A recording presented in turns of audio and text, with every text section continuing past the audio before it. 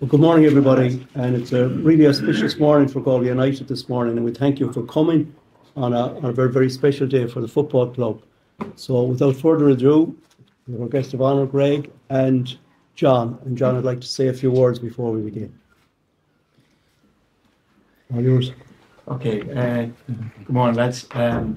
Just before Greg starts, and you can ask the questions. I'd just like to mention last night, and obviously Julianne. I think it was a special occasion for. I think the last 4 or 5 days has been special for Julianne because she's a great bit of stuff, and obviously as a club we're proud that she's with us. You know what I mean? And to score 2 international goals and on television last night, and the baby and the whole lot, the most famous baby probably in Ireland at the moment, which is brilliant. But it's an honour, I suppose, for us as a club that she's done so well, and a credit to herself. Well, obviously her family, but to herself, because I think if you watched her performance last night, the running and the attitude, any young sports person in Ireland that watched her, you know, to see the determination, attitude, it was a credit. So and certainly as a club we're very proud of her, and I suppose, and to be fair to Eileen Gleeson and Colin Healy, to pick her for the squad, because it's seldom a League of Ireland person gets picked for Irish international squads, and you know, for some reason there's been a slight on League of Ireland players in men's and women's for a long time, and so it's a credit that they picked Julianne into the squad, and that she performed so great, and just showed you that maybe from the men's point of view, maybe going forward we might eventually start getting people into the Irish squad, you know, because there's certainly talent there. So but anyways, it's a proud moment, and fair play to her. And next Wednesday night they're at home in the semi-final of the All-Ireland Cup, so it'll be a great opportunity for all the kids and to get down there and hopefully get the photograph taken with Julianne afterwards, and maybe she'll bang a few goals in. So just that. And the final thing is obviously a big win for the footballers of the weekend at Padraig, and obviously they're preparing for the final next week, and on behalf of Galway United we wish them well, and hopefully that they can bring success back to the city and county. And that's all I have to say, and leave it to Greg now from now on. That's okay.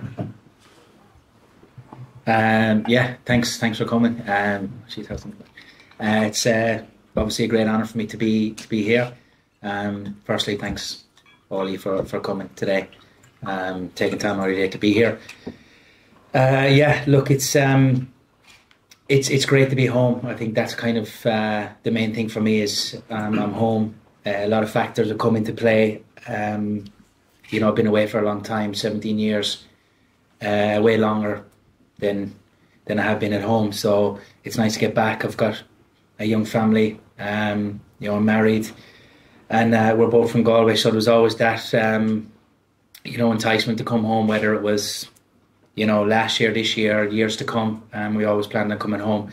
Kept in touch with John with how Galway's been getting on, and the club's in a great place. So from me, I'm delighted to be back here. I'm looking forward to integrating into the squad, integrating into the city again. I think getting used to the traffic. I've been a few minutes late there now, so apologies. So I think that's probably for another day. But look, it's great to be home. You know, I think I always come home for the summer for the 6 weeks or so, and we set up camp at home because I love getting back.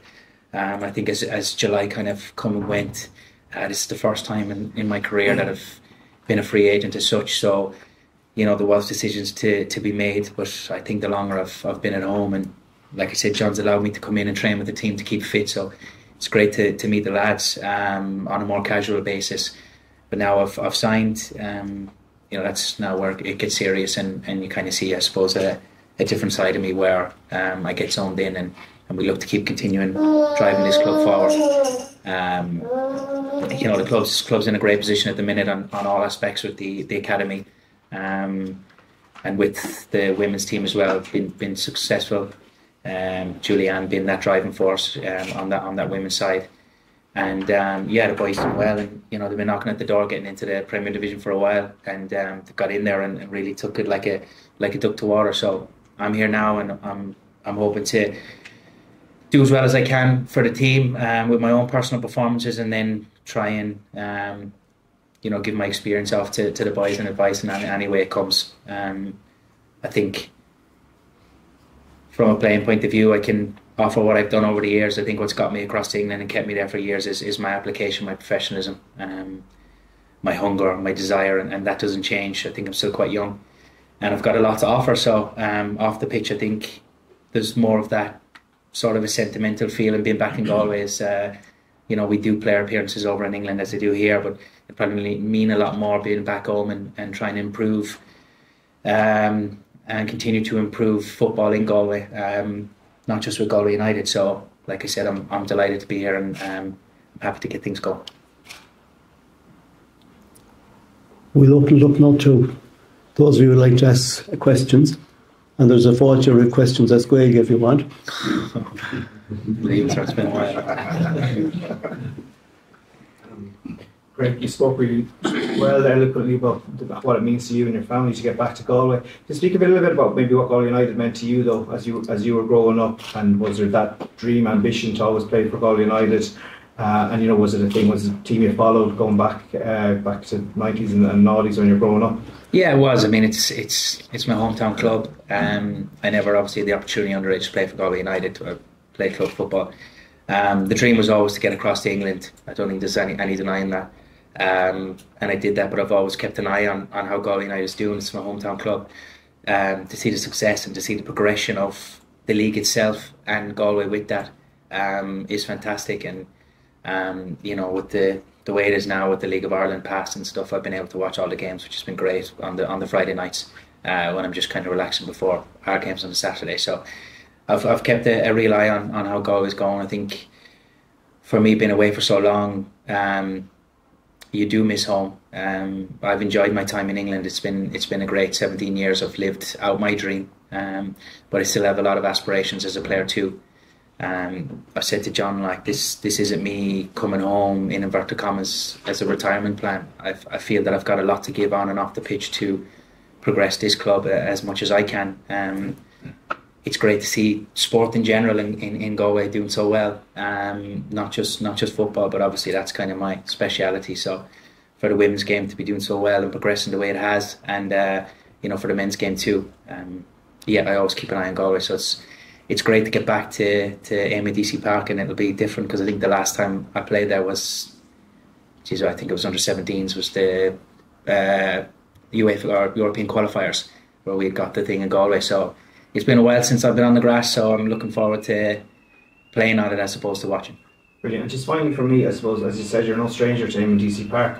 You've been spotted around lots of summers, not just this summer. You've obviously been in training with the lads as well, so you probably have a good idea of where we're at and where the league is at. What's your assessment on I suppose the standards and the improvement and the evolution of the game in those 17 years that you've been away, and where do you see it as it is now, I suppose? Yeah, you see massive changes. I mean, you look, I suppose, last night there now, Shamrock Rovers getting their win in the Champions League.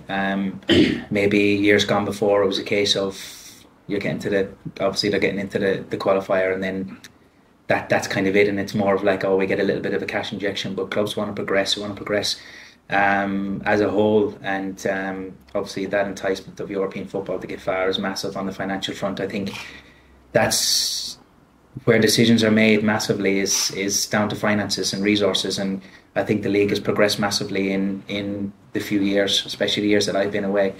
It's a top quality league, and you've seen that with the amount of players now. Different, I suppose, with Brexit recently, that players can't go over until the age of 18. But in saying that, you're seeing players going out to Europe, and it's broadening the horizon in the market for Irish players going across to Europe. But it's in a great place. It's only getting better. I mean, the social media side is massive as well, for it to be getting out globally.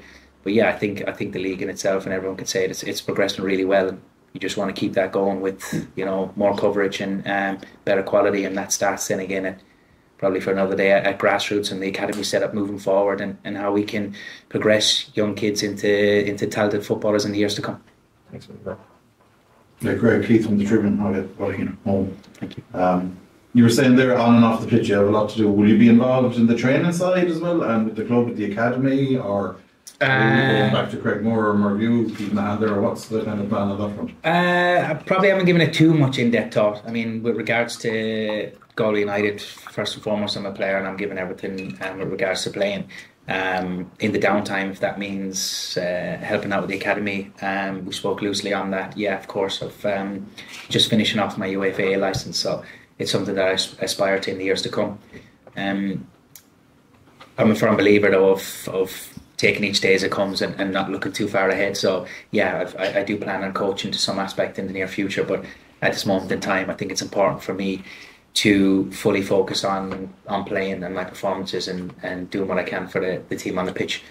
With my time off, I mean, players will have their player appearances and like I keep in touch with a lot of people from around the clubs in Galway. So if there's spare time that I have in the evenings, yeah, by all means, I'll be popping around the clubs and helping whichever way I can, because my main goal in general is to try and progress football in Galway as much as I can, and that starts with obviously Galway United, its academy, but also the underage clubs around the county.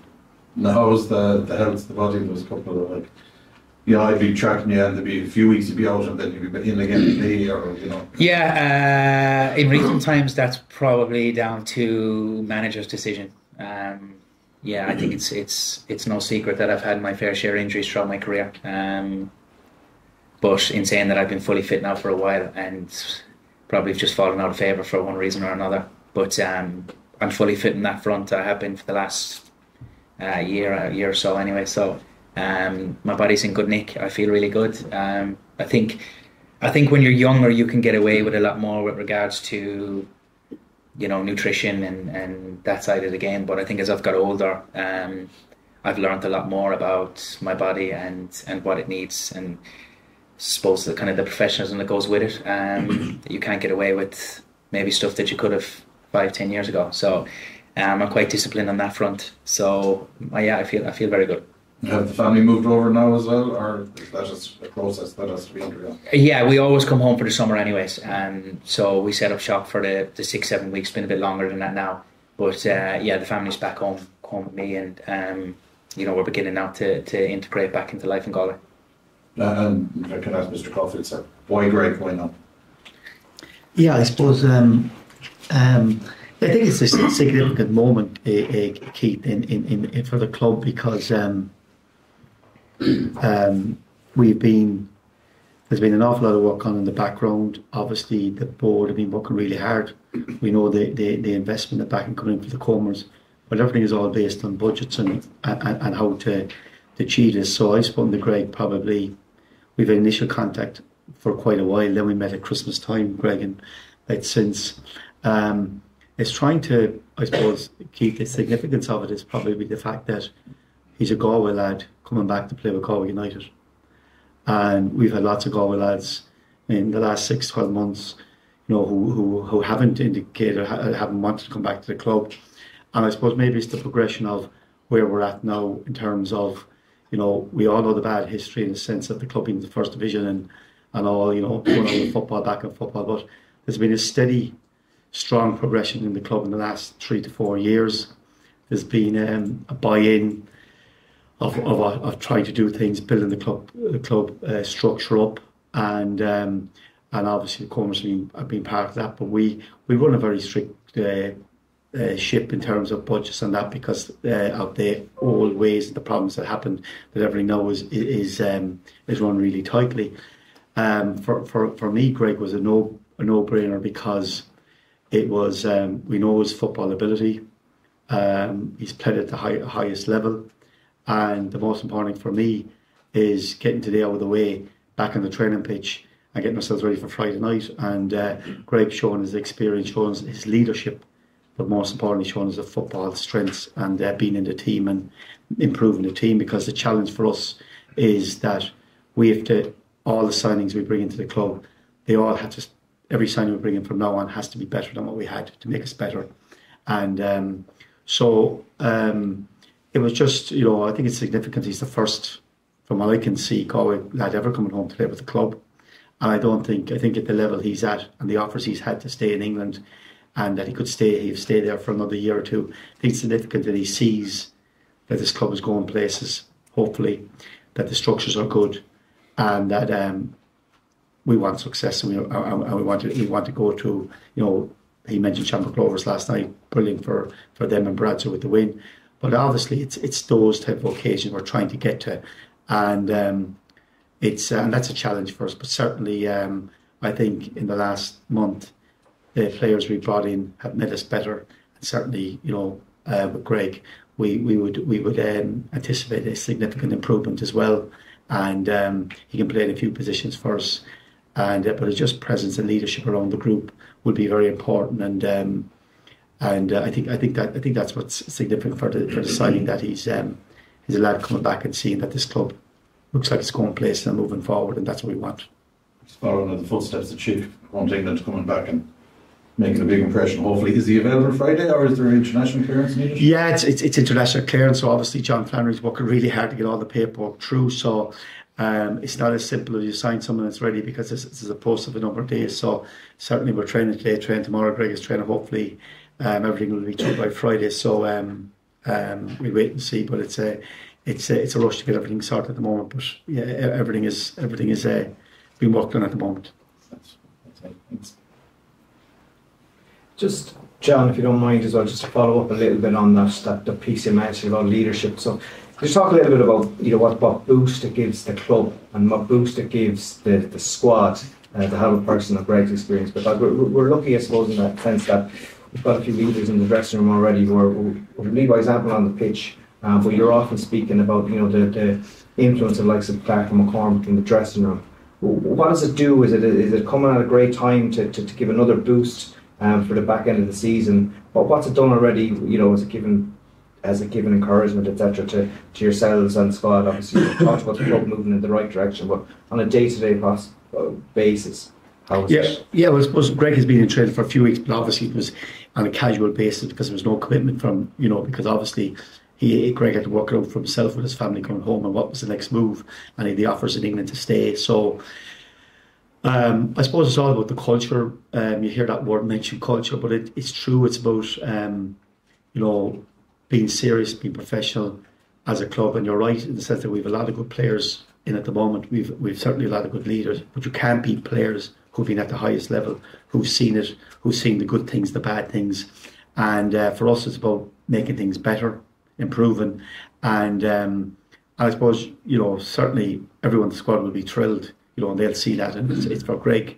He's already met the lads, but it's official that he's signed now, and there's a different mentality then, rather than the guy coming home just training with for a few weeks and going back to England. It's now he's a signed player, so he'll have a massive role to play, and for us it's getting into the team straight away as quick as he can, and then having that influence. But it's a trend every day. It's all about standards. It's you hear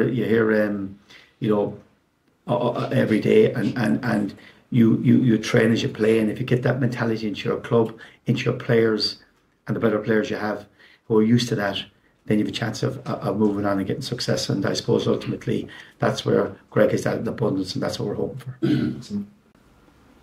I'm minded to interject before I come to Jerry about that it's almost 40 years ago since Eamon came home, and the boost that made to Tommy Lally's squad, going to a cup final and subsequently getting second in the league, was incalculable. Just his mere presence there made a lot. And I think anybody who came into this room this morning knew that it was a statement sign for Galway United. It was a significant day. It showed ambition. It showed the direction of people who really believe in the club and what it stands for. The hard-working board who are a step or two ahead in terms of development of academies, of facilities, etc. Much of this is coming together now. But having a pair of Greg's calibre, one of our own on the field, touches our heart, because we all know the importance of a Galwegian presence there and an international there. It's huge for people, and it's huge for the many hundreds who will come, who will want to see Greg, and we want to be part of that journey. We have to be an open club and welcome that. And I salute the people who believed in this club, because this particular venue has a huge significance for us. It's where we were refounded, and people whose names don't figure in the history, but who did so much work off the field to see that it got to the place where it is now, can be thanked. But they will have experienced a joy as well that we have a player and a man of this calibre back with us. And one man who served with Eamon and Tom Lally and those Halligan mid-80s, Jerry Daly, wanted to ask a question. Yes, first of all, big welcome here. Welcome back to your hometown. Just I was actually, unfortunately, well, your name Chick, that's what I was going to ask you about. When Chick came back to us, I go back when that great favour in England, and I remember training with him and having private chats through corners and that, and he always felt one thing, that was he bringing kind of too much with him, or would the players look to him as a kind of, oh, what are we going to do? But what I can say is this, and what I hope that you will, I have no doubt bring which as well, the amount of professionalism we brought back with him, his attitude in training, his honesty, his discipline, and I think it's a sign of the times that we Galway United go with a player of your calibre. Now the difference when Chick came back and when you come back, we were struggling at the time. I mean struggling. But yet thankfully that year we got to the cup final and it progressed on. And to see the way it's going now, I mean John, Ollie and the team, the staff, the groundsmen. I mean I go up to most matches for the last 2 years, and just to watch the atmosphere, even with the people at the gates letting people in, and what you're going to add to that, I believe is going to be fantastic. But again, to kind of get back to the question in relation to yourself and Lord of Mercy and my friend Chick, what attribute do you think, be it in training or on the pitch, you would bring that I don't think they need that now at the moment, but if they were to need that, what do you think you can bring to that? I think there's that experience, leadership, organisation. I think, like I touched on earlier, what's got me across to England is my application, and that hasn't changed between when I was 16 years old and when I'm now. I work hard every day, regardless of how things are going. I always show a willing attitude, and that's kind of the foundation of me as a player. Over the years, I've learned the organisation side of things. Now as a defender, I think sometimes you do find squads in general can be a little bit quiet. I wouldn't say I'm chirpy by any sorts, but I think I bring a bit of life and can read the room with regards to atmosphere and energy quite well. So I think on the pitch, definitely I'd bring a leadership to drive standards and an organisation skill to make sure that, because I can see so much in front of me, that I can get players where they need to be. I think been in the game for a while, I read the game quite well. So I can kind of see things as they progress. So if it's those little percentages that improve the team, then great, I'm happy, and we can get to where we want to go. It's an exciting time for the club. And yeah, I'm just looking forward to helping any way I can. I might throw a couple of questions on the line. So Paul O'Hare from the Mirror, you have your hand up. Hi lads, how you doing? Can you hear me? Yeah. Greg, just one question, and maybe to John as well, but just, I presume this would normally be your pre-season, so the time of the year. How fit do you feel, and how fit, or how ready to make an impact in the team do you feel, or is it going to take you a bit of time to get up to speed? Yeah, look, I feel good. Obviously, you've said there, this is kind of my pre-season inverted commas, where we're over midway through the season here. So it's important for me to really hit the ground running and understand that we're at the business end of the season. I've done some training there with John. Nothing can replicate games. So, it's important for me to make sure during training that I'm doing my extra running, and then, when called upon and when the games come, that I'm giving everything I can. If we're being realistic, it'll probably take me a few games to get up to speed, considering I finished my season the beginning of May. So, again, I'll be talking to John on the staff on how they see things going over the next few weeks, but that's a private conversation to be had with them. But as far as I feel in my body, I feel quite strong, I feel fit. But like I said, nothing can replicate games. But in saying that, I think, the sort of adrenaline I will get from representing my hometown club should be more than enough to see me through certain minutes where I'm flagging a little bit. Good stuff. Cheers, lads. Thanks. Anyone else online want to come in? I would, if possible, yeah. Is that okay? No problem. Thanks. Just to you first, John. There was an interesting comment here saying that not all Galway players kind of want to come back. Did that surprise you, considering how well the club has gone this season, level with Shamrock Rovers in terms of win, draw, win at the moment? Sorry, John, did it surprise me with Greg or with someone else? You were just saying that, like, you kind of spoke to Galway players. There wasn't always this willingness for Galway people to come back, because, like, the club has never been in a better place, really. Did that surprise you that there was some kind of unwillingness from Galway players to come back to the club? Yeah, well, I suppose, I suppose it's for us to change the perception, change the club, and ultimately, at the end of the day, players are professional. Players are professional. That's their wage and their earnings, and I suppose, look, it's their choice, and if they want to stay with other clubs or go to other clubs, that's the way it is.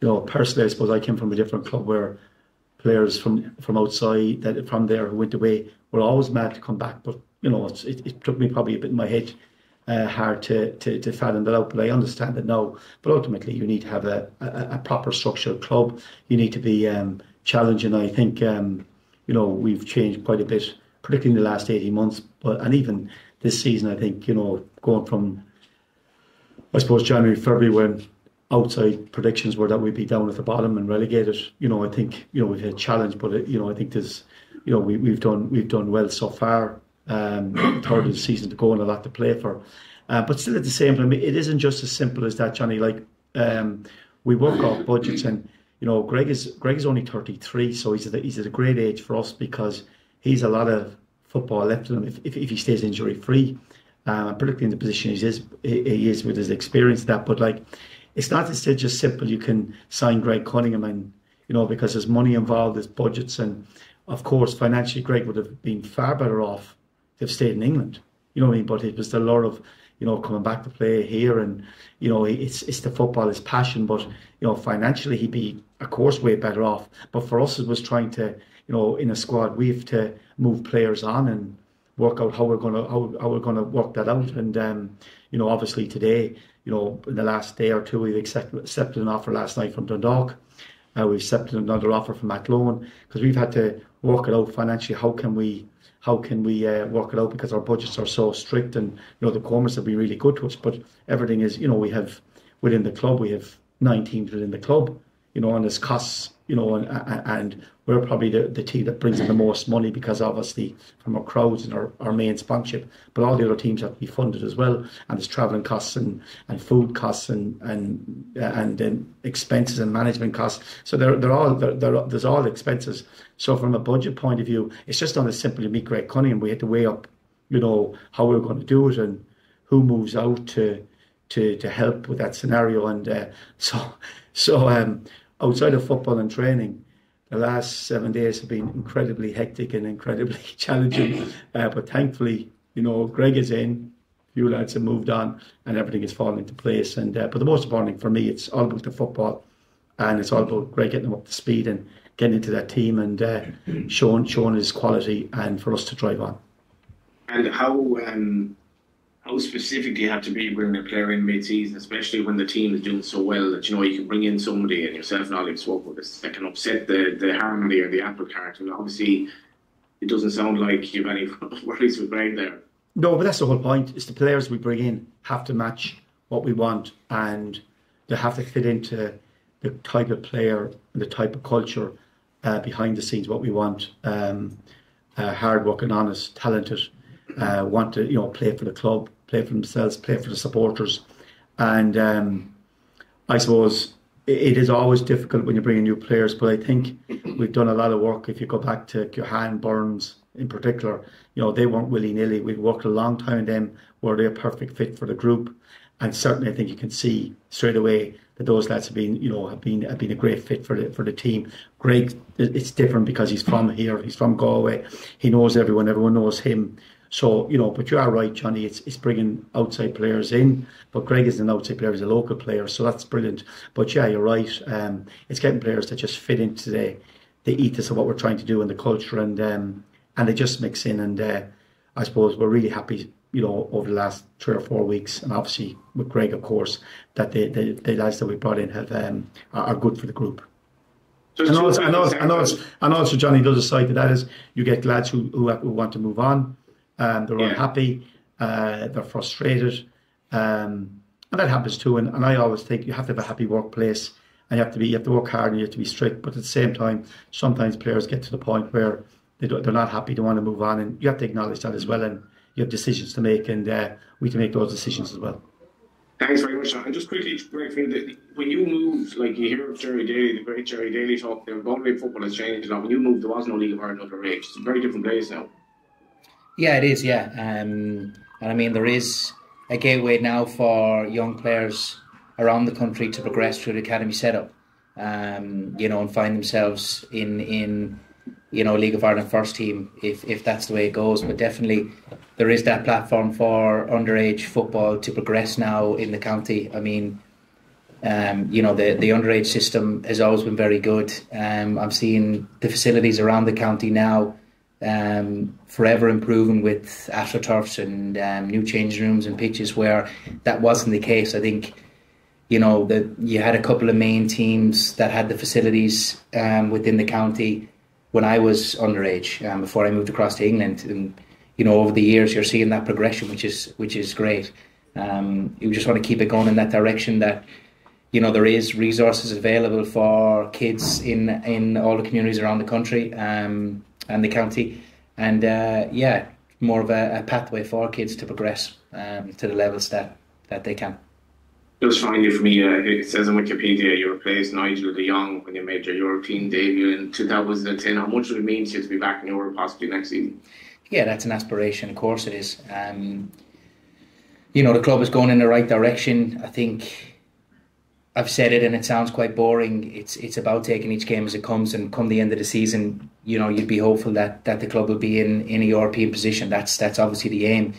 The club, John, Ollie and the boys and the staff have done a tremendous job to put themselves in a position where you're in a fighting chance at the business end of the season to fight for a European spot. And it would be great for Galway United to get there.